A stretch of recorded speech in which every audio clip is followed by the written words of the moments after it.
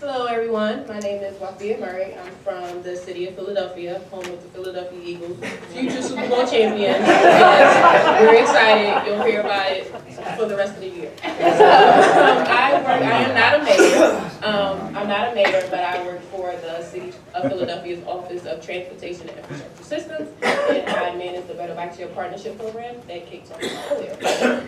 So, just a little background of the Better Bike Share Partnership. It is a collaboration between the City of Philadelphia, Kate from NACDO, People for Bikes, the Bicycle Coalition, and the goal is to address barriers to cycling. So we work with different bicycle operators and systems to help identify people's barriers to bicycling, especially in communities of color and low-income communities, and then work to create initiatives and programs to really help address those barriers, to create bike share system that everyone feels like is for them.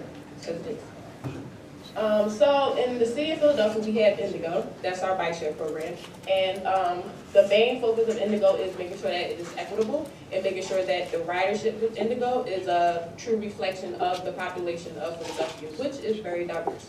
So when we first started our Indigo bike share program, we did a lot of research and focus groups and surveys and everything to really kind of gauge what people's barriers to biking were. Oftentimes people ask, how did you come up with all these programs? How did Philadelphia do it? Well, I got a simple answer. If you want to know what people's barriers are, just ask them. That's simple. You'll be surprised what you learn.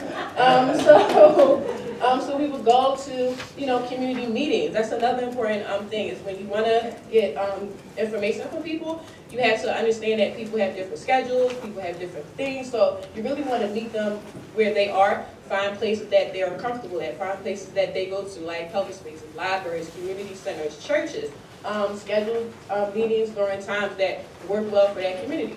A meeting scheduled at 3 o'clock in the afternoon might not work well for someone who, has to get off for work, pick the kids up from daycare, everything else. So sometimes 7 o'clock meetings may work better, or 7 a.m. meetings may work better, but having those conversations to find out what the best time is. And then we took some of the lessons that we learned and incorporated programs. I'll start by talking about some of the things that we heard. So affordability.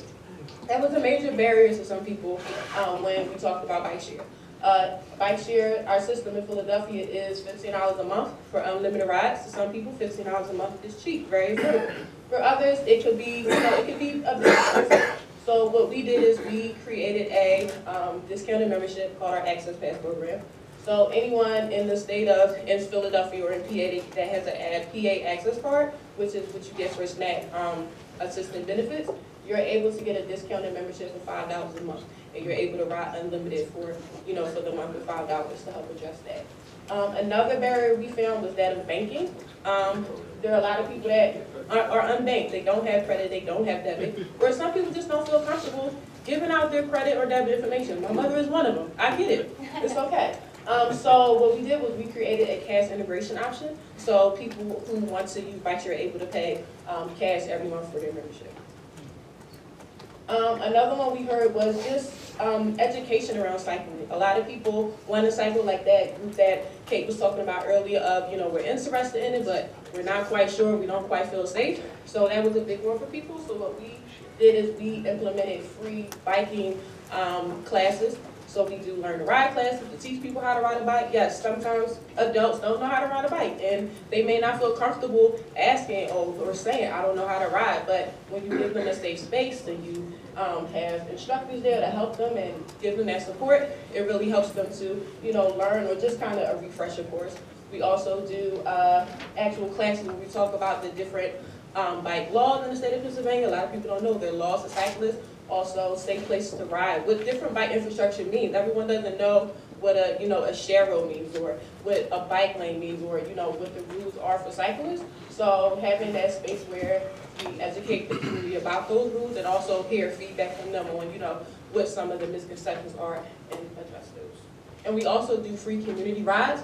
That's another thing. If you really want people to ride the bike. We should give them a chance to try it out and test it out with a group of people that they feel comfortable and supported by. So we need a lot of group rides in the community. Also showing people where they can ride in the community and how biking can really be a tool, rather it be for transportation or just recreation. Showing them like a cool park in their neighborhood that they may not have known how easy it was to bike there and the safe route to use it.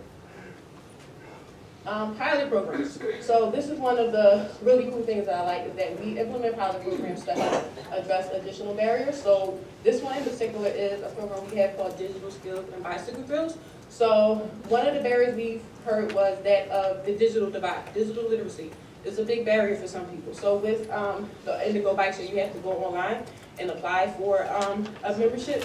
And so we teamed up with the Office of Adult Education to create a course where we do, it's a free 4-week course, and they receive digital literacy courses as well as bike safety courses. And when you complete the program, you get a 6-month free membership to Indigo. So it's a way to address that digital divide as well as bike safety, and kind of, some people come in because they want to learn about the digital skills. Some people come in because they want to learn about biking. But either way, you get a new audience, and you get to address some barriers and kind of, build a new community of cyclists. So yeah.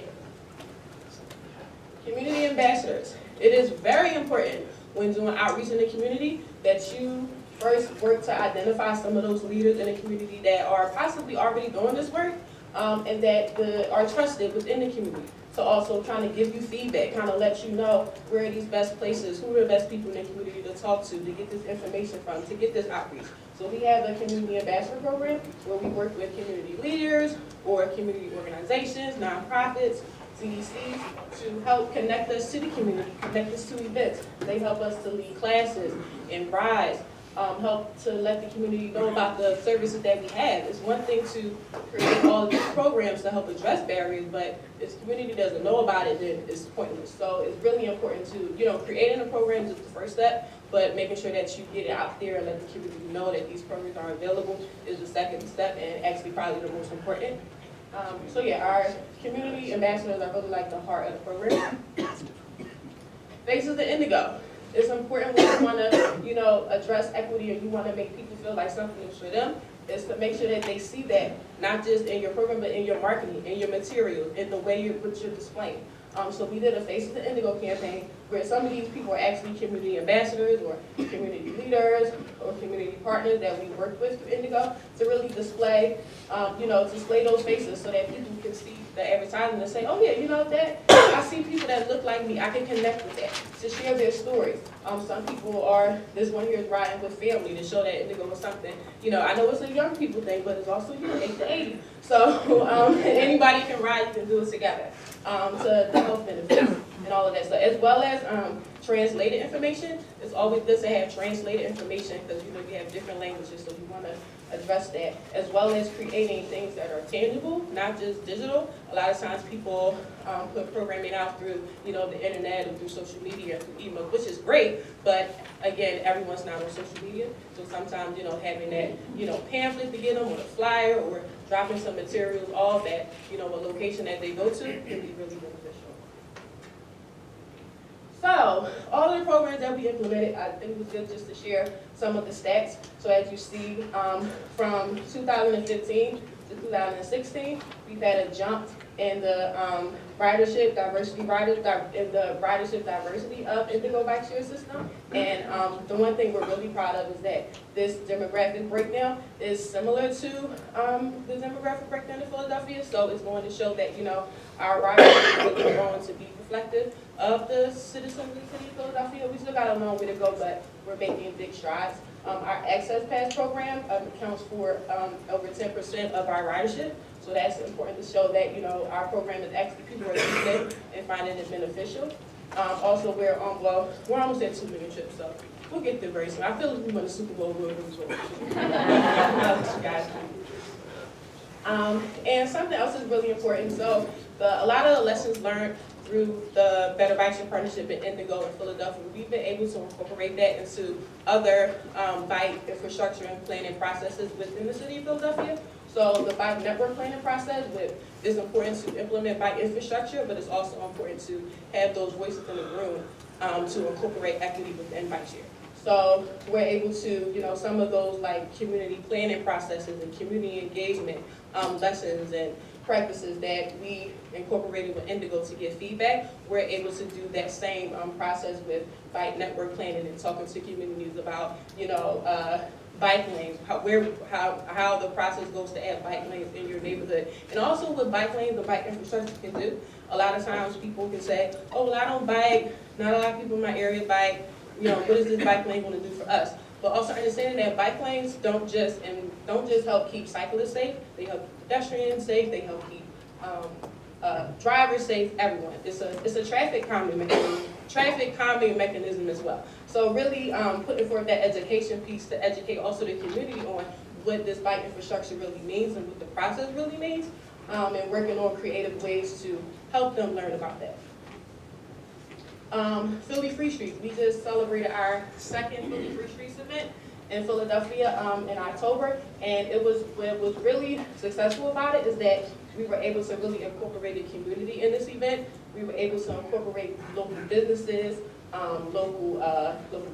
schools, community organizations, to really get them to be a part of the planning of Philly Free Street, as well as the local police district, 25th Police District. So it was really an example of another way of how like that community engagement and that focus and that priority of equity is really important in all aspects of city planning and biking, walking, pedestrian, anything like that. So the last thing I just want to leave you guys with is do not be afraid. I know sometimes people hear equity, they're like, oh, I don't know what to do with that. Where do I start? I'm nervous. And you know, it's uncomfortable, rightfully so, because there's, you know, a lot of years of untrust with the community. So it's hard to kind of break through that layer. But if you don't start, you won't do it. Don't be afraid to have those difficult conversations, about structural racism or years and years of, you know, issues and people being unheard.